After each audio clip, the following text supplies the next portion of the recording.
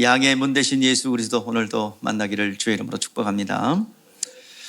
목자와 양이라 할 때 오늘 성경에는 그런 비유가 굉장히 많이 나와요.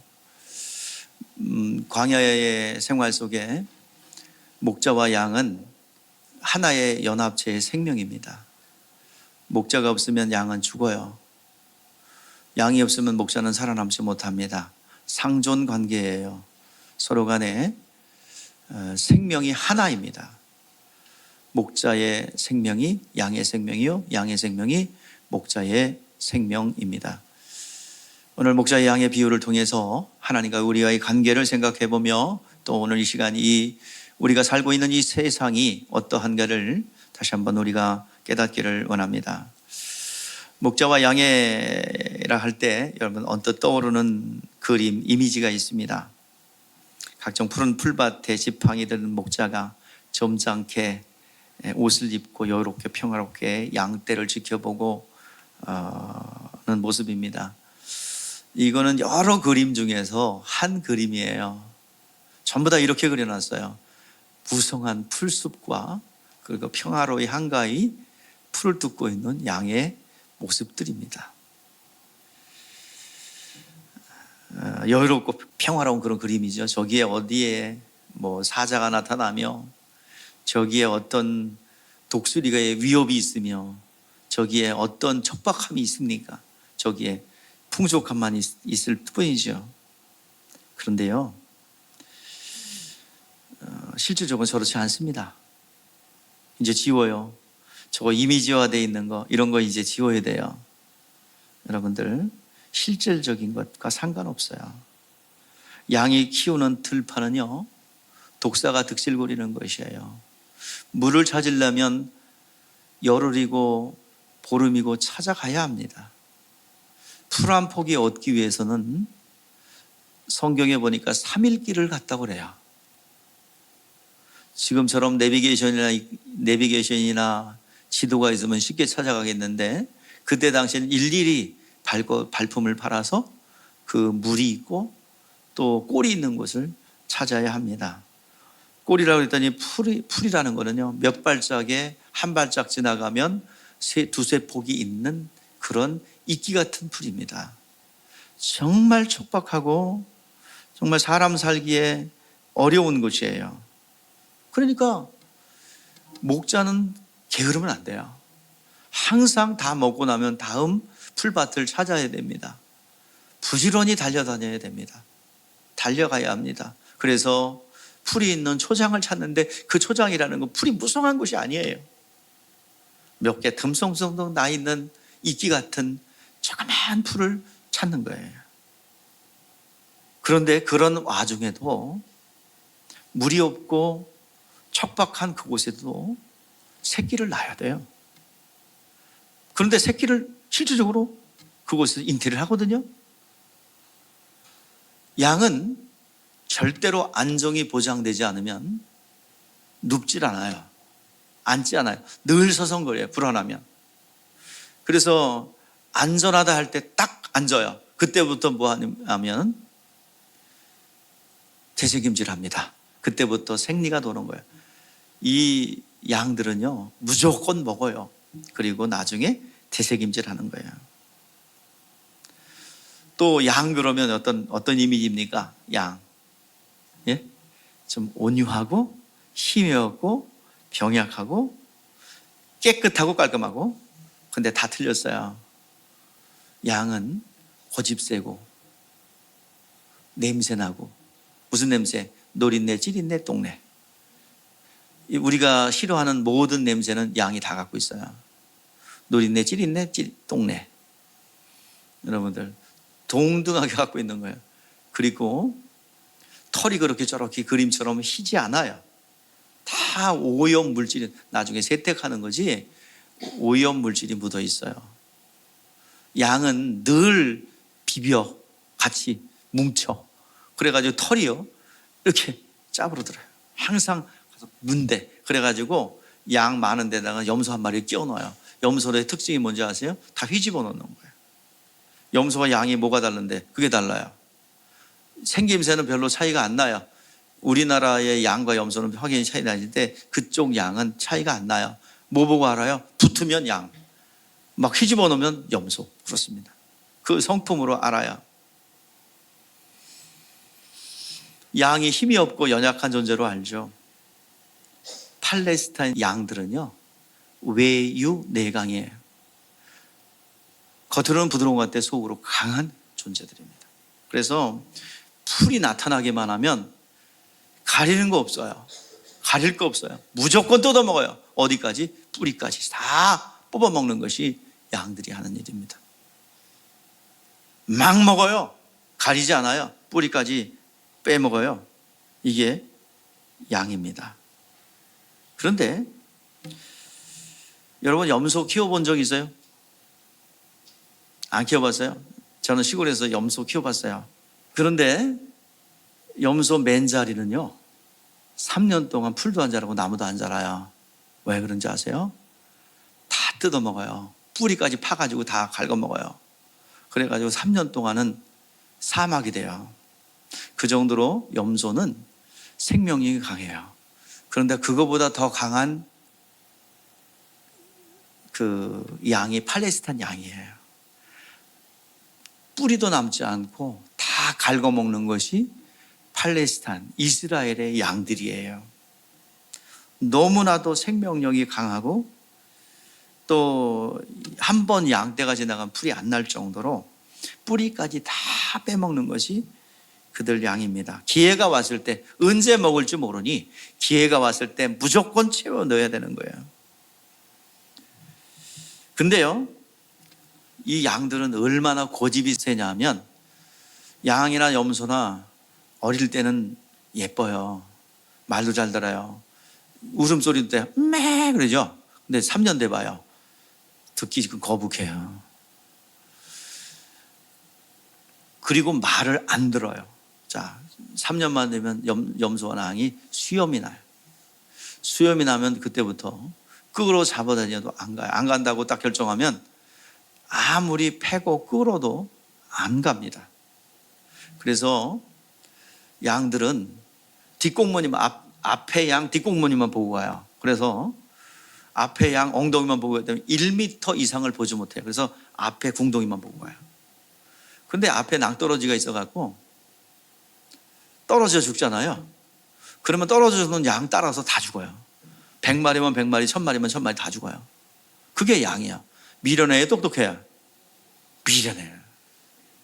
성경이 뭐예요? 성경에 우리는 다 양 같아서 각기 제 길로 갔거늘 여호와께서 우리 무리의 죄악을 그에게 담당해요. 우린 다 뭐 같대요? 양 같대요. 미련해요. 냄새나고요. 찌린내, 꼬랑내, 뜨는내 다 나요. 영적으로 얘기를 하는 거예요. 나 오늘 목욕했어요. 그런 게 아니라 여러분, 우리의 영적인 상태를 얘기하는 거예요. 불이 나잖아요. 그러면 불이 나면 다 죽어요. 그 자리에서. 왜? 안 나와요. 아무리 끌어잡아도 안 나와. 그래서 목자들은 어떻게 하느냐 하면 제일 선두 양을 훈련을 시켜요. 2년에서 3년 동고동락 합니다. 같이 먹고 자요. 같이 잠도 자요. 같은 방에서 지내요. 그러면 훈련이 되면 양이 다른 소리는 못 들어도 자기를 키워주고 이끄는 목자를 알아요. 목자의 음성을 들어요. 그래서 여기 성경에 나왔듯이 그 사람 말만 들어요. 일어나라 그러면 일어나고요. 이리 와라 그러면 오고요. 그 목자의 음성 들어요. 근데 다른 사람이 와서 흉내내면서 이리 와라 그러면 네가 가라 그러고 도망가 버려요. 목자는, 양은 목자의 음성만 들어요.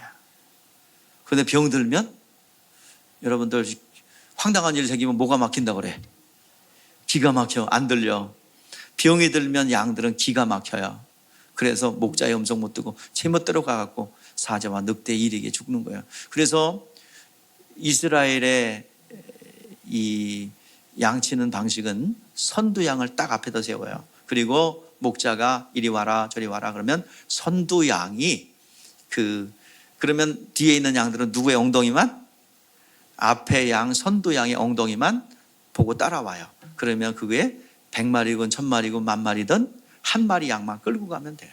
그러면 전체 목자. 그래서 주변에 둘러 말 타고 돌아다니면서 또 주변을 둘러보면서 이리가 이렇게 훔쳐가지 않나, 이것만 잘 점검하면 되는 거예요.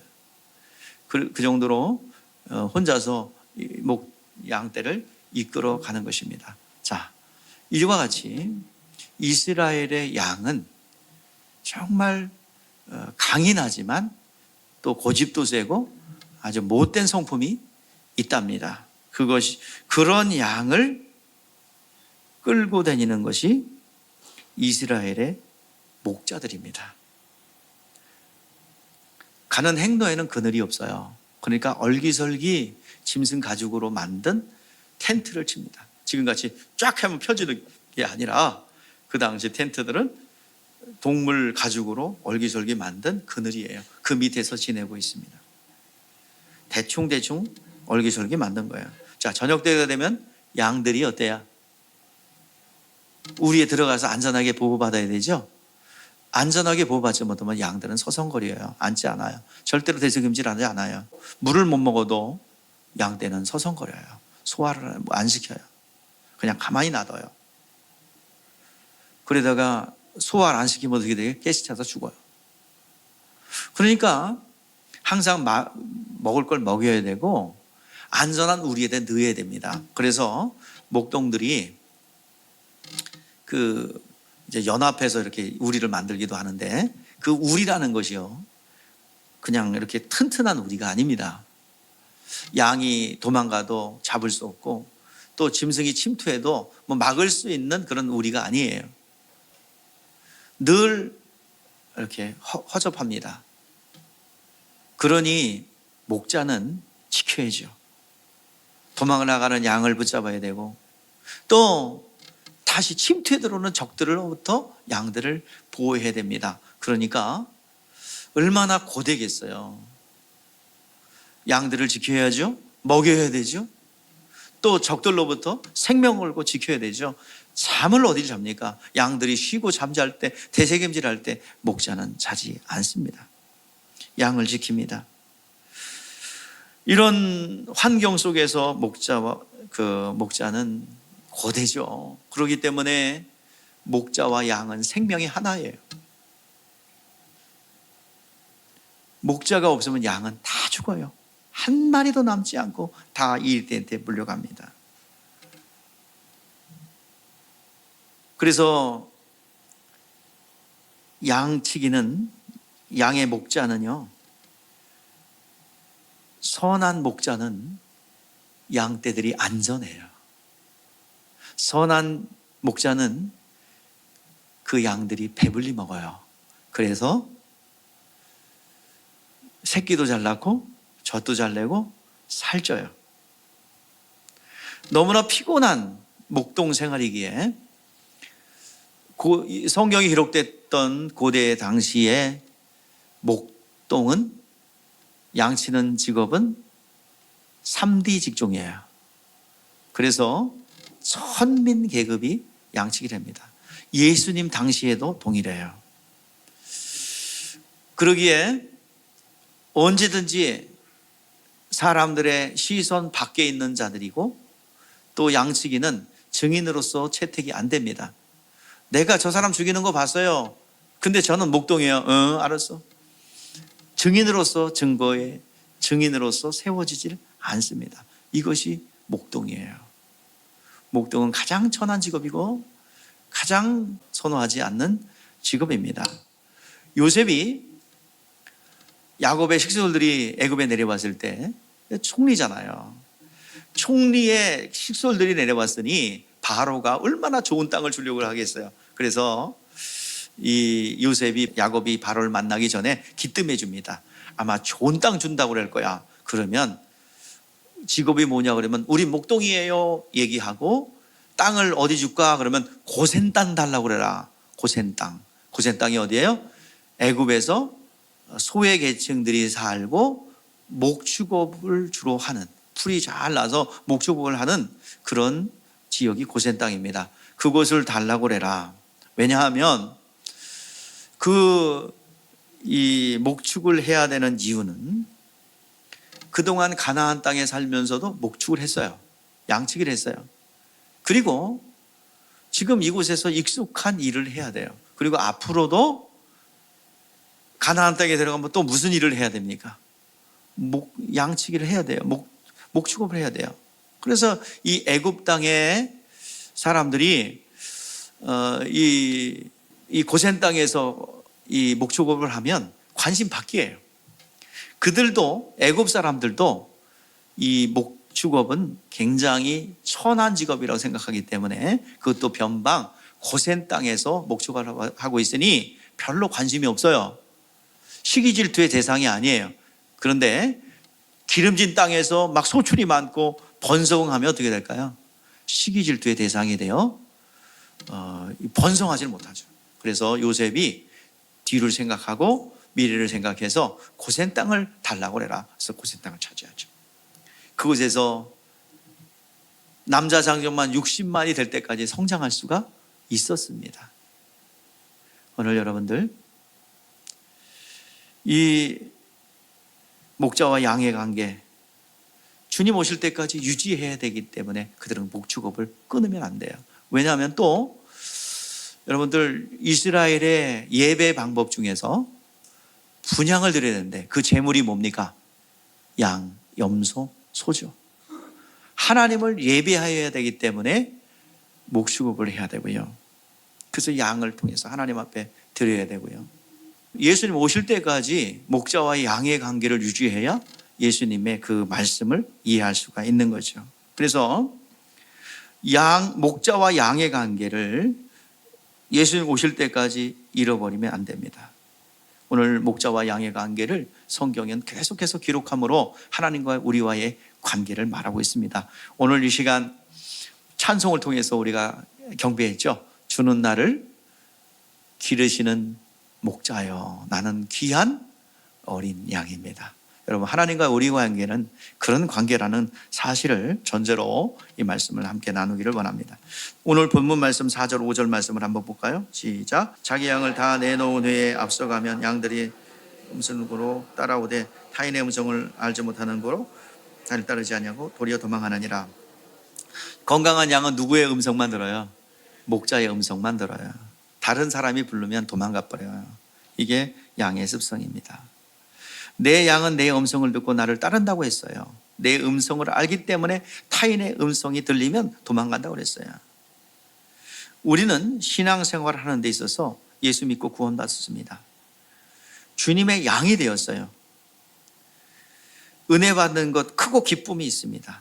그런데요, 우리는 양의 습성이 있어요.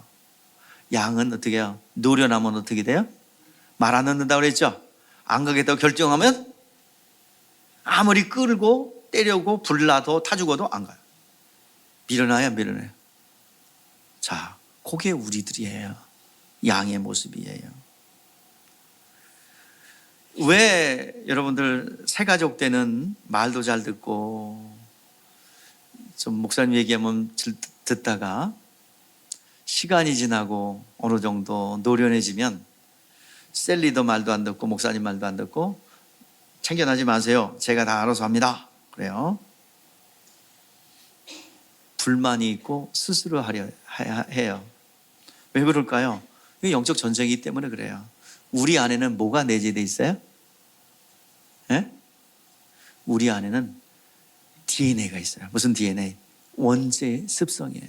자, 원죄의 습성이라는 게 뭘까요? 스스로 하려는 거예요. 스스로 하려는 거예요. 내가 할게. 어린아이들도 원죄의 습성이 나타나요. 조금만 좀 자기 힘이 있으면 내가 할 거야. 그게 바로 원죄의 습성입니다. 하나님을 의지해야 되는데 내가 한다는 거예요. 그래서 다윗도 실수하죠. 내가 했지. 백성들은 몇 명이나 되는 거야? 군사력이 얼마나 돼가? 내가 했지. 하나님이 은혜를 줘서 목동을 여왕을 만들어줬는데 자기가 했다는 거예요. 이게 원죄의 습성입니다. 스스로 하려고 하기에 남의 간섭을 싫어합니다. 새가족들 겸손한 시간을 보내다가 어느 정도 시간이 지나면 간섭하기 싫어하고 듣기 싫어합니다. 이것에다가 뭐가 덧입혀 있어요? 우리에게는 육체의 정욕, 육체의 소욕이 다 함께 움직이니까. 마귀가 이용할 수 있는 인간의 약점이 있는 것입니다. 영혼이 은혜를 받았어요. 그런데 영혼이 은혜를 받으니까 빛이 들어왔잖아요. 그러니까 내 안에 있던 옛 습관들과 충돌이 일어나네요. 여러분, 믿지 않는 사람들은요, 고민할 것도 없어요. 그냥 마귀가 끌려가는 대로 감정대로 제멋대로 막 갑니다. 그러나 예수 믿고 하나님의 생명이 들어오면서 걸리기 시작해요. 탁탁 걸려요. 옛 습관과 새로운 하나님의 생명이 충돌이 일어나요. 그래서 사도 바울은 로마서 7장에 뭐라고 그래요? 내 속사람의 하나님의 법을 즐거워하되 내 지체 속에 다른 법이 내 마음의 법과 싸워 지체 속에 있는 죄의 법으로 나를 사로잡는구나. 오호라, 나는 공고한 사람이로다. 이 사망의 몸에서 누가 건져내랴. 서로 충돌이 일어나고 갈등이 일어나고 예전에는 없었던 갈등이 일어납니다. 그걸 보면서 어때요? 그걸 보면서 괴롭다는 거예요. 여러분, 예수 믿고 나서 괴로워진 분들 많이 있죠? 예수 믿고 나서 좋은 일만 생겨야 되는데 괴로운 일이 생겨. 왜 생길까요? 예전엔 몰랐어요. 감각이 없어요. 사막으로 가면서도 감각이 없었어요. 그러나 다른 점이 있다면 느끼고 체험하는 거예요. 괴로워요. 이게 왜냐하면 감각이 죽었다가 살아났기 때문에 괴로운 거예요. 아무리 바늘을 찌르고 칼을 찔러도 감각이 없으면 어떨까요? 아무 반응 없죠. 그런데 감각 있고 신경이 살아있는 사람들은 조금만 바늘만 찔러도 아유 아프다고 그러고 몸살을 부리고 그러죠. 어떻게든지 그걸 피해가려고 그러죠. 바로 그렇습니다. 하나님의 생명이 들어오면서 갈등이 오기 시작합니다. 신앙의 업다운이 시작돼요. 절망했다, 다시 일어났다, 절망했다, 다시 일어났다. 업다운 계속되면서 우리의 믿음은 상향곡선을 그립니다. 이런 식이죠. 업다운 이렇게 올라가는 거예요. 하나님이 일하고 있는 거예요. 정상입니다. 그런데 이 갈등들을 어떻게 할 거냐? 반드시 여러분들 승리하셔야 되고 해결하셔야 됩니다. 그러지 않으면 실패합니다. 예수 믿고 구원받았어요. 그러면 내 영혼에 이 가지고 있는 생명, 그 믿음을 어떻게 보존하는가? 이걸 고민해야 됩니다. 내 믿음을 어떻게 성장시켜 하나님 구원 없는 믿음에서 산을 옮길 만한 믿음으로 우리가 성장하여 승리할 것인가? 여러분, 아직도 가난과 질병과 그냥 예전의 삶의 습관 속에서 사는 것에 만족하십니까? 하나님 나라의 실상은 너무너무 좋고 이 사는 동안에도 하나님 나라의 실존을 느낄 수 있는 길이 있는데 그냥 그 세상은 그런 거야 하며 만족하며 사시겠습니까? 오늘 시간 다시 한번 여러분들에게 간곡하게 촉구하고 권고하는 바입니다. 하나님 나라의 실존이 우리 가운데 나타나기를 주의 이름으로 축복합니다. 내가 받은 믿음, 내가 가진 구원의 믿음을 지킬 뿐만 아니라 그리고 더 확장된 믿음으로 하나님 나라의 천국의 영생의 삶을 누리며 살아가는 여러분 되시기를 바랍니다. 교회 와서 시험 들었다는 말을 많이 쓰죠. 그래서 예전에 세상에 있을 때는 시험은 중간고사, 기말고사, 또 이런 것만 생각하고 쪽지 시험 이런 것만 생각하고 그런 것만 시험인 줄 알았는데 아니 교회 와서는 맨날 시험 본다네. 머리 아프게 좀 기분 나쁘면 시험 들었다 그러고 그래서 좀 기분 나쁘고 심기가 불편하면 시험 들었다는 말은요 그렇게 쓰는 게 아니에요. 교회가 시험 들었다는 말을 몰라요. 여러분, 시험 들었다는 말은 마귀에게 속했다는 얘기예요. 지금 영혼은 구원받았지만 내 육체는 마귀의 일을 하고 있다는 얘기예요. 그게 시험 든 거예요. 그 시험 들었다는 말 쓰면 안 돼요. 나는 마귀에게 속해버렸어. 그리고 마귀가 좋아하는 일만 내가 골라서 하고 있어. 이 소리가 시험 들었다는 얘기입니다. 시험을 통과했더니 또 믿음이 성장했다나? 시험을 통과했는데 왜 믿음이 성장합니까? 자, 그 말은 오해를 한 말일 것 같아요. 자, 시험이라기보다는 징계라는 말이 맞아요. 여러분, 시험에 들었더니 믿음이 성장했다? 언뜻 맞는 말 같지만 틀린 말이에요. 진짜 그것을 쓰려면 믿음이 어려움이 찾아왔다가 그걸 극복했더니 믿음이 성장했다. 축복을 받았다. 이 말은 뭘로 바꿔야 되냐면 징계라고 바꿔야 돼. 징계를 받고 났더니 축복을 받았다. 이 말로. 자, 징계라는 말이 뭡니까? 조 때리는 거예요. 징계. 이유 없이 이리 와봐. 그래가지고 너 징계 받아야 돼. 조 때리는 겁니까? 자, 하나님의 징계는 뭡니까? 믿음을 견고하게 하고 또 그 사람의 믿음을 더 강하게 하고 더 좋은 것 주기 위해서 하나님께서 징계하시는 겁니다.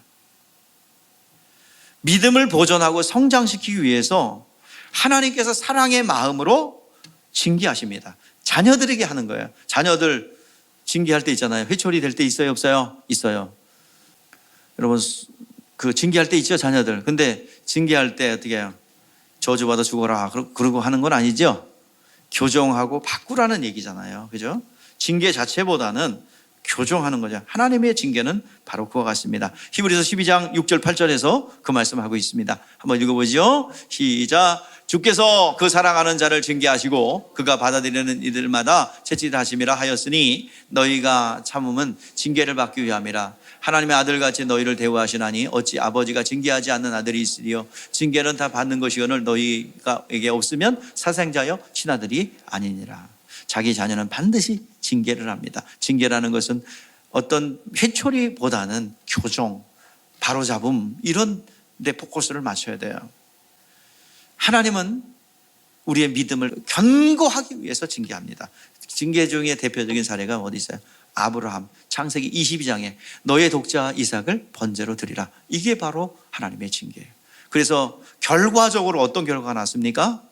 아브라함의 믿음이 견고해졌고 더 확정되었고 그 축복을 담을 수 있는 그릇으로 확정되었다는 것입니다.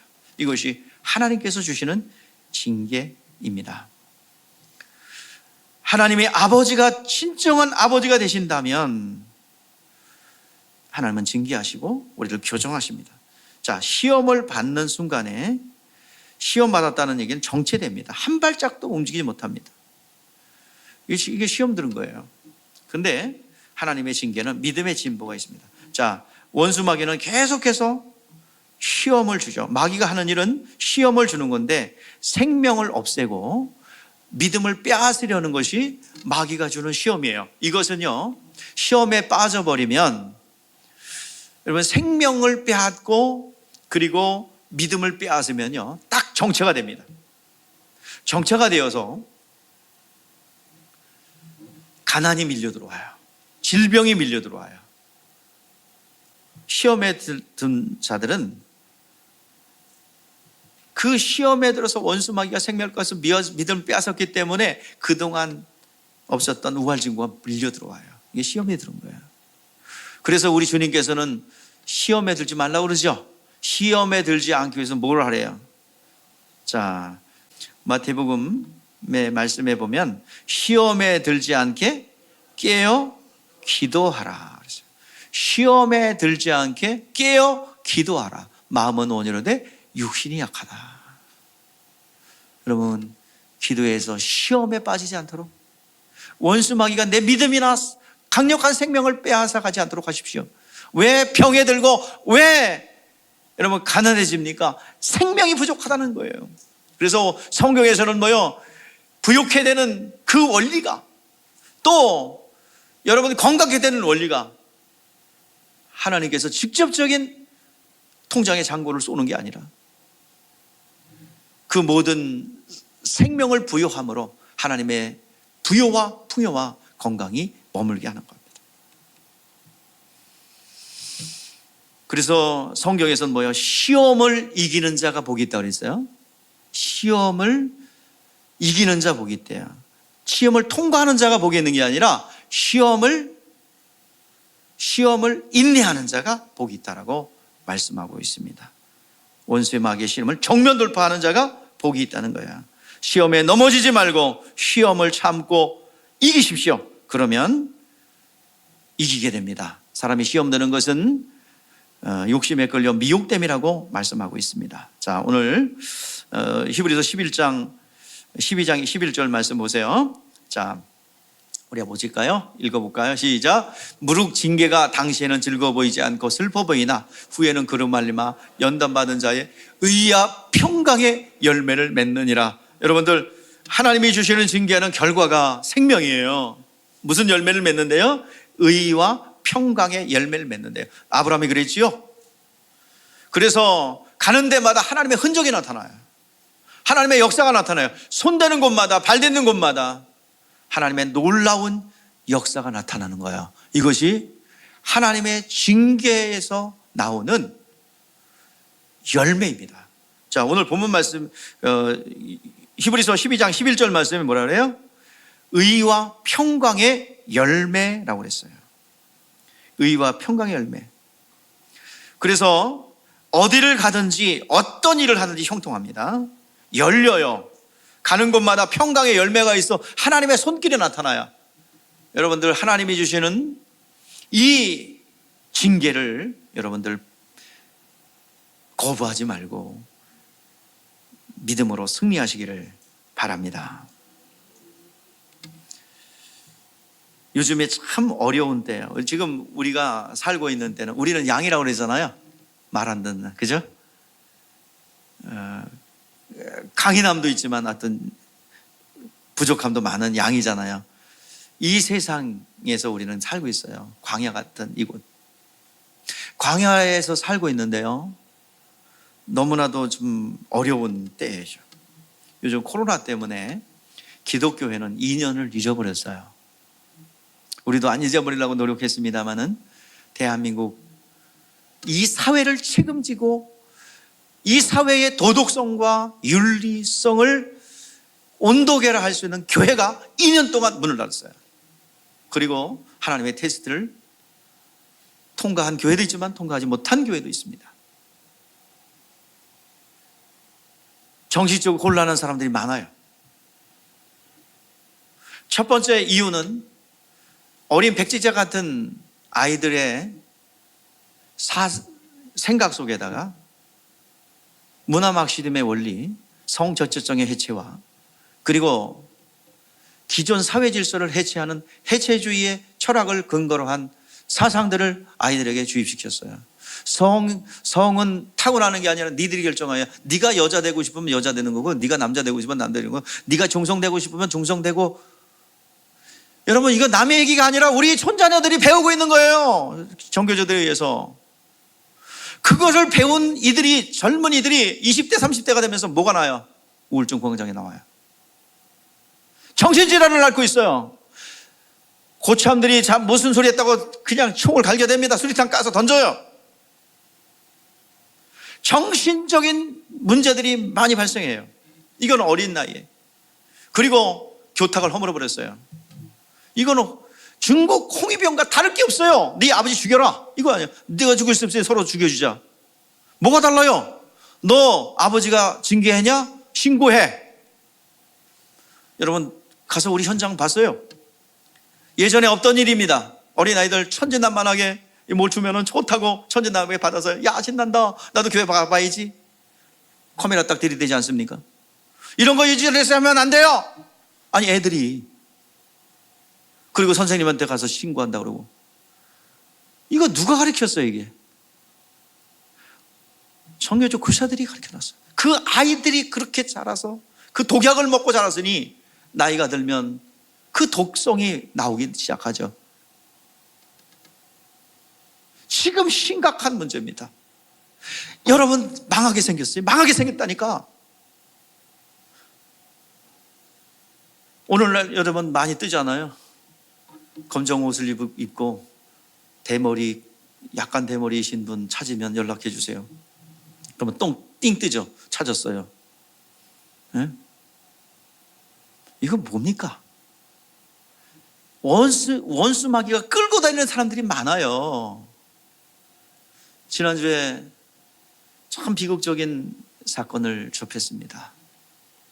교회를 다니는 아이예요. 어렸을 때 주일학교를 다녔고 학생부도 다녔어요. 우울증을 알아요. 결국 의지를 놓으니까 원수마귀가 끌고 갔어요. 저수지로 가서 죽였어요. 죽었어요. 자살했어요. 여러분들에게 다시 한번 공포합니다. 선포합니다. 여러분 주변에 우울증 그냥 놔두지 마세요. 죽습니다. 어떻게 죽는 줄 아세요? 지금은 괜찮은 것 같죠? 나중에 하도 하다 보면 자기 의지를 딱 놔요. 아니, 안 돼, 될 대로 되라. 그러면 그때 원수막이 딱 잡고 차도에도 끌고 가고 아파트에서 뛰어내리기도 하고 물속에 들어가기도 하고 차에 뛰어들기도 하는 거예요. 의지를 놓는 순간에 끝나는 거예요. 계속해서 의지를 놓도록 계속 괴롭혀요. 약을 먹어도 안 돼요. 요즘에 호황을 누리는 게 정신과 의자라죠. 어느 정도 되기 때문에 어느 정도 수준까지는 돼요. 그러나 결과적으로는 그 질병을 인정해버리는 순간에 그 귀신의 역사인데요, 귀신의 역사가 딱 자리 잡아서 찰싹 달라붙어 결국에는 사망으로 갑니다. 우리 코칭하는 목사님 교회도 아주 외부에서 이렇게 우울증을 앓고 들어왔어요. 그거 고치려고 열심히 달려가는 거예요. 계속 기도하면서 달려갔어요. 근데 너무 쇠했어. 잡혔어요. 그래서 외출하려고 이렇게 옷을 입고 외출하려고 그러는데 갑자기 느닷없이 그냥 아파트로 뛰어내려서 현장 즉사했죠. 경고도 없어요. 뭐 위협할 것도 없이 그냥 바로 뛰어내렸어요. 이거 잡혀있다는 얘기예요. 정상적이면 되겠습니까? 여러분 주변에, 다시 한번 여러분들 주변에 우울증 공황장애 아는 사람을 방치하지 않기를 바랍니다. 결국 죽어요. 비극적인 비보를 여러분 듣게 될 거예요. 세상이 그래요. 옛날 같지 않습니다. 지금 세상이 점점 악해지고 있어요. 오늘 여러분들에게 다시 한번 간곡하게 부탁합니다. 여러분 주변에 우울증 공황장애 앓는 사람들 그냥 방치하지 마세요. 방치하지 마세요. 여러분 본자의 책임입니다. 이거를 고칠 수 있는 교회로 데리고 가세요. 근데 나는 없을 것 같아. 내 주변에 못 봤어요. 안 되면 일로 데리고 오세요. 전 피곤하지만 해봅시다. 고통스럽지만 해봅시다. 힘들어요. 무슨 사람들 오해합니다. 그러면 아예 교회에 하나 늘리려고. 그런 소리 하지도 말아요. 고칠 수 있는데 데리고 가. 그러나 아니라면 여러분 책임지고 정말 본자의 책임으로서 이 자리에 머리를 끄잡아대서라도 이 자리에 데려다 놓으시기를 바랍니다. 오늘 이런 문제들을 어떻게 해결할까요? 그러면 그들을 원망하고 전교조의 나쁜 사람들, 이 사람들 때문에 이 나라가 이렇게 됐다. 여러분 이거를 모르기 때문에 체감하지 못하기 때문에 몰라요. 누가 그랬는지. 하나님 나라 가면 이 전교조 교사들 악소리 날 거예요. 그걸 조장한 정치인들 악소리 날 거예요. 심판대 앞에서. 그 심판대 앞에 가면 늦어. 우리가 징계해야 될 줄 믿습니다. 분별하고 선별하여 여러분들 우리가 이 나라를 바로 잡아야 될 줄 믿습니다. 교탁을 다시 회복해야 돼요. 선생님들의 권위를 회복해야 돼요. 아버지의 권위가 회복돼야 돼요. 다시 한번 이 무너진 이 땅을 하나님의 창조의 말씀으로 회복되기를 바랍니다. 그러면 이미 무너뜨려 놓은 것, 이미 핥혀 놓아서 이미 무너진 영역들을 어떻게 할까요? 성경에 답이 있습니다. 결론적인 답을 얘기할게요. 부활의 소망을 가져야 됩니다. 우리는 영적 존재예요. 우리는 짐승이 아니에요. 먹을 것만 주고 잘 먹을 거 주고 좋은 것 주면 그냥 잘하는 그런 짐승이 아니라 이 말이에요. 우리는 영혼이 있어요. 사람은 떡으로만 사는 존재가 아니라 하나님의 입에서 나오는 말씀으로 사는 존재입니다. 사람은 영적 존재라는 얘기예요. 내 본질 참 나는 육체가 아니라 먹고 입고 자고 성공하고 돈 벌고 들어오고 나가고 이런 육체가 나가 아니에요. 성공을 하고 돈 벌고 이게 나가 아니에요. 진짜 나는 무엇입니까? 진짜 나는 누구입니까? 영혼이에요. 나의 속사람. 나중에 육체는 책임이 없어요. 육체가 범죄한 거. 육체는 흙으로 가버려요. 그러면 뭐요? 영혼이 남는데 그 영혼이 나중에 부활체를 입어요. 신령한 몸인 부활체를 입어요. 그 영혼이 육체를 입고 책임져야 됩니다. 육체가 범죄한 것 책임져야 돼요. 먼저 해결의 열쇠는 그겁니다. 내 본질이 영혼이라는 것을 인식하십시오. 인식을 시켜야 됩니다. 나의 본질이 영혼이다. 그 다음에 고린도서 15장 29절에서 34절 말씀에 이거 다 읽지 않을게요. 나중에 보세요. 자, 여기 본질은 뭐예요? 우리의 기독교인들의 소망은 뭐여야 되냐면 부활의 소망을 가져야 합니다. 부활의 소망을 가진 자만이 이겨요. 내 본질의 영혼인 것을 인식하고 이 땅에서 세상의 성공을 위하여 달려가는 자 이길 수 없어요. 내 본질이 영혼이며 내 영혼이 부활할 것이다.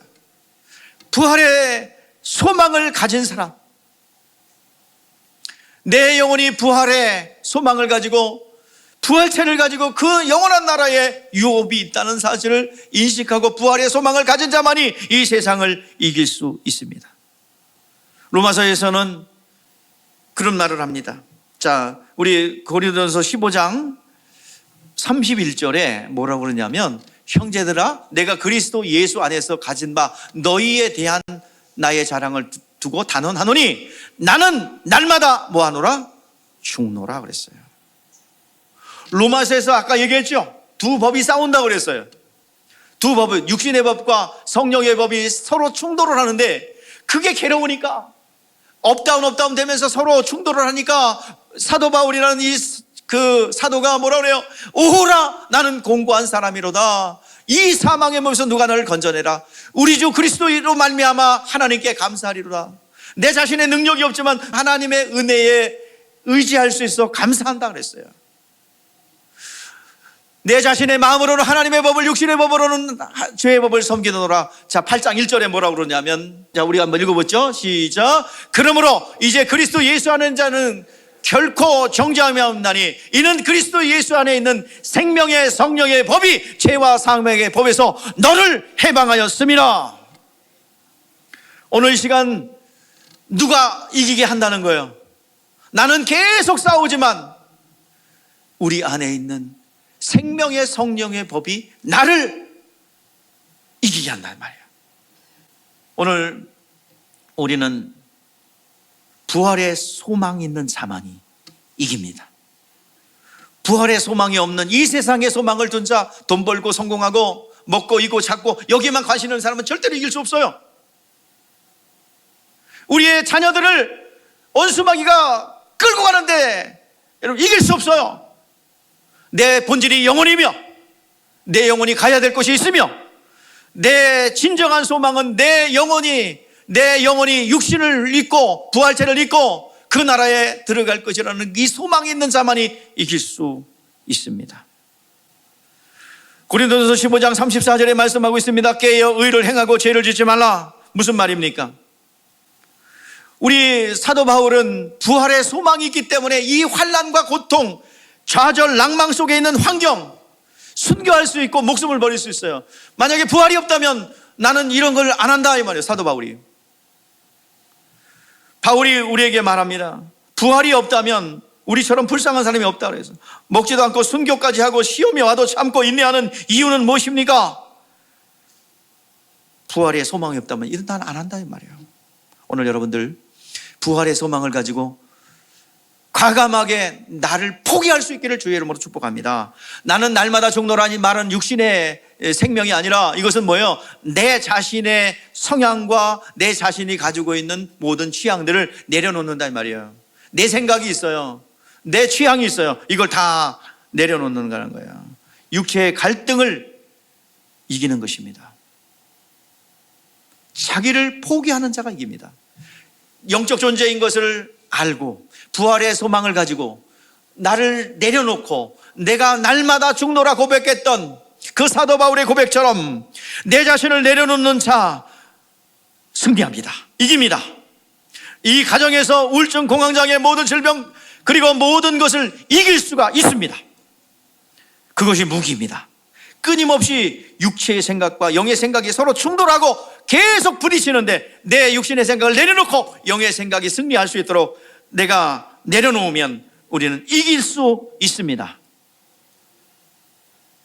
자기를 포기하는 자가 이긴다는 겁니다. 우리 날마다 죽는 여러분 되시기를 바랍니다. 이기게 하시는 일은 누가 하시는 거야? 예? 하나님이요. 포기는 누가 하는 거야? 내가. 그러면 우리가 해야 될 일은 뭐야? 내 뜻을 내려놓고, 자, 찬송가이죠. 주님 뜻대로 살기로 했네. 주님 뜻대로 살기로 했네. 주님 뜻대로 살기로 했네. 뒤돌아서지 않겠네. 여러분들 그렇게 하기를 바랍니다. 승리하기를 바랍니다. 여러분들, 예수님께서도 그랬죠. 죽을 깨물과 살 깨물을 가지고 이 땅에 오셨어요. 하나님과 동등한 분이십니다. 동등 깨물 것을 포기하시고 자기를 비워 종의 양치를 가려 죽기까지 복종하셨어요. 죽는 거는 예수님이 하셨어요. 살리고 하늘 보좌에 올리는 건 누가 하셨어요? 하나님 아버지께서 하셨어요. 포기하는 것은 내가 하면 승리는, 이기게 하시는 이는 우리 하나님이신 줄 믿습니다. 내 뜻을 내려놓으십시다. 내 본질이 영원임을 알고 부활의 소망을 가지고 이것을 포기하고 내려놓으면, 내가 살려는 내가 하려는 원죄의 습성을 내려놓고 나를 내려놓는다면 하나님이 이기게 하실 줄 믿습니다. 시험에 들었다는 얘기는요, 그냥 그 자리에 딱 멈춰선 거예요. 하나님의 흔적도 없고 하나님의 역사하는 것도 없고 그 자리에서 그대로 멈춰 있는 거예요. 이게 시험 들은 겁니다. 믿음은 계속 성장해야 됩니다. 성장이 멈추면 죽은 거예요. 자, 오늘 본문 말씀으로 돌아오면, 노숙할 때 양들은요 우리를 둘러치는데 임시 우리예요. 그렇기 때문에 양들이 거할 때는요 이 임시 우리이기 때문에 양들 도망칠 수도 있고, 또 일이나 늑대나 여우나 곰이나 사자가 와서 물어갈 수 있거든요. 그러니까 목자는 뭐 해야 돼요? 예? 뜬 눈을 세워서 지켜야죠. 그리고 풀도 찾아야 되고. 그러니까 이 목자의 삶이라는 것은 혹독합니다. 그런데 사꾼 목자는 어때요? 품삯 받는 목자는, 아이고 내가 살아야지, 쟤들 죽든지 말든지, 그게 도망간다는 얘기예요. 이 사꾼 목자는 도망친다고 그랬어요. 자, 양을 보호하기 위해서 둘러치는 우리는 뭘까? 우리. 자, 오늘 3절에서 그 답이 있어요. 3절 시작. 자, 우리가 뭘까? 양을 넣는 우리는 뭘까? 자, 3절 시작. 문을 열고 양의 금성을 듣나니 자기 양은 자기 이름을 각각 불러 인도하여 내느니라. 예.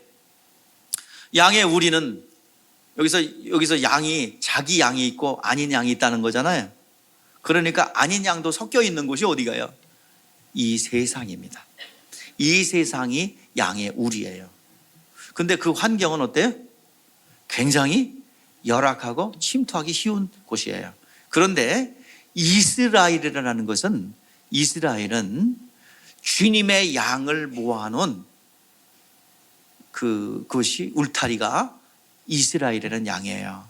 자, 이스라엘이라는 울타리는 주님의 양들을 모아놓는 거거든요. 그곳에서 둘러에다가 뭘 쳐요?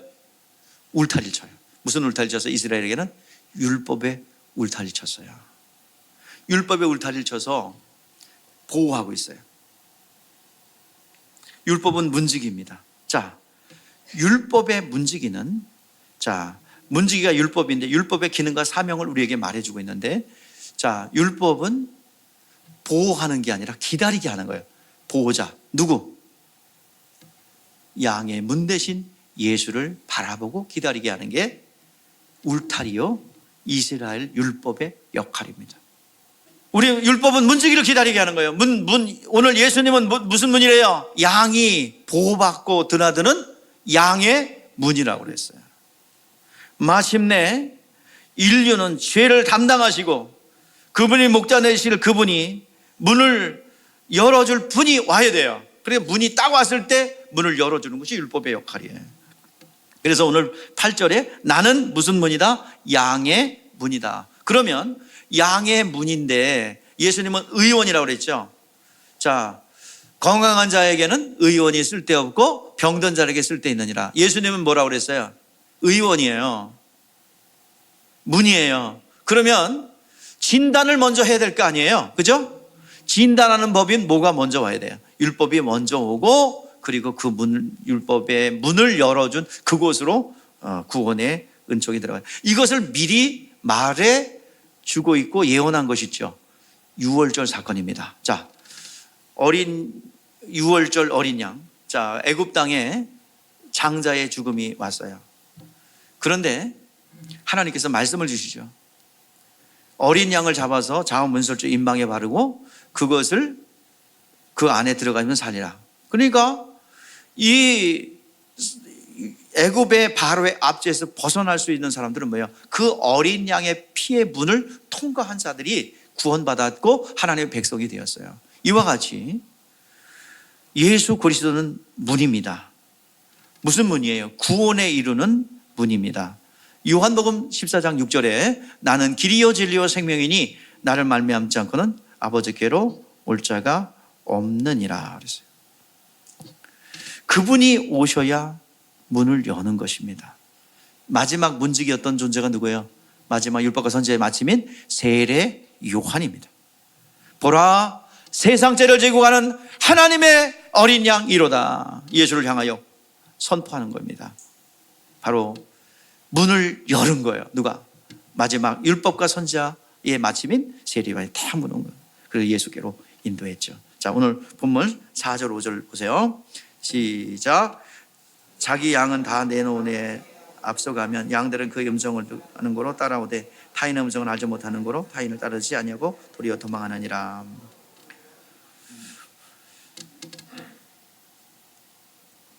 아들의 음성을 듣는 자가 살아나리라고 요한복음 5장 25절에 말씀하고 있어요. 우리 하나님의 양이 된 자는 진리를 들을 수 있습니다.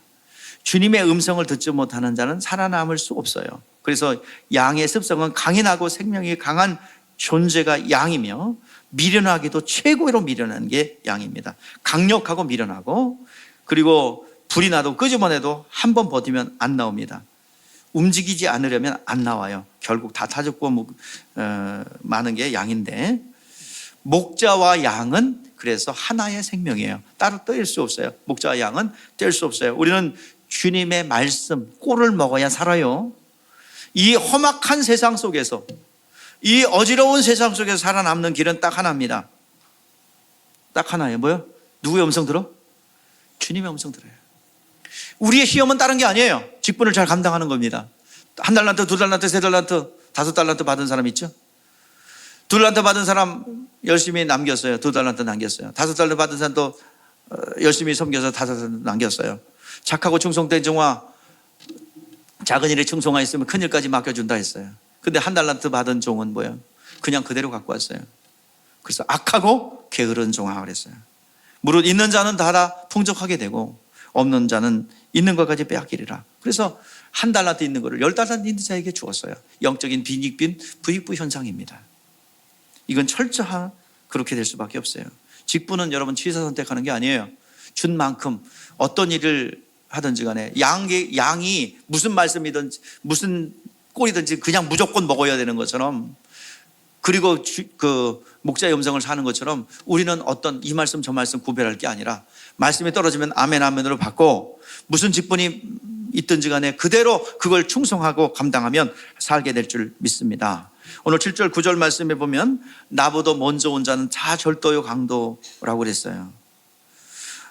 9절 말씀에 보면은 들어가며 나오며 꼴을 얻는다고 그랬는데, 주님 안에 문을 통과할 때 진리의 말씀의 꼴을 먹는다고 그랬어요. 그러니까 우리가 사는 길은 단 하나예요. 그 주님의 음성을 듣고 그대로 사는 거예요. 그러면 여러분 승리합니다. 그러면 이길 수 있어요. 9절에 들어가면 하면서 꼴을 얻는다고 했는데, 하나님이 주시는 예수 안에 드나드는 그 말씀, 나보다 먼저 온 자는 절도요 강도라고 그랬는데, 다른 이로서 구원을 얻을 수 없나니 천하 인간에게 구원을 얻을 만한 다른 이름을 주신 일이 없다고 그랬어요. 예수 안에 들어와야지만 구원이 있어요. 누가 먼저 왔죠? 예수보다 바리새인과 서기관과 그리고 유대교 지도자들, 사두개인들이에요. 그들을 먼저 주님부터 먼저 와서 구원의 길이 여기 있다. 율법을 지키면 구원받는다라고 하는 거예요. 이거는 구원의 문은 오직 양의 문이신 예수 그리스도만 통과해야 합니다. 다 절도요 강도라는 거예요. 오늘 여러분 문을 통과해서 우리가 세상에서 하나님 나라의 우리로 들어갔다면, 들어가며 나가며 우리는 꼴을 먹어야 될 줄 믿습니다. 진리의 말씀을 먹어야 내 영혼이 삽니다. 시험 들어서도 안 되고요, 구원받은 다음에 또 다른 목자로 찾아서는 안 되고요, 오직 목자장 대신 예수 그리스도의 음성만을 듣고 움직일 수 있는 건강한 양떼가 되기를 주의 이름으로 축복합니다. 오늘 기도하세요. 어떻게? 주님의 음성만 듣기를 원합니다. 주님이 무슨 말씀을 하시더라도 척박하고 정말 먹을 것이 없는 것 같아도 뿌리까지 캐내어 먹는 양의 습성처럼 먹으십시오. 그리고 그것을 소화시킬 수 있기를 주의 이름으로 축복합니다. 그래야 새끼도 낳고 털에 윤이 납니다. 목자의 음성을 들을 수 있는 여러분 되시기를 주의 이름으로 축복합니다. 기도하겠습니다.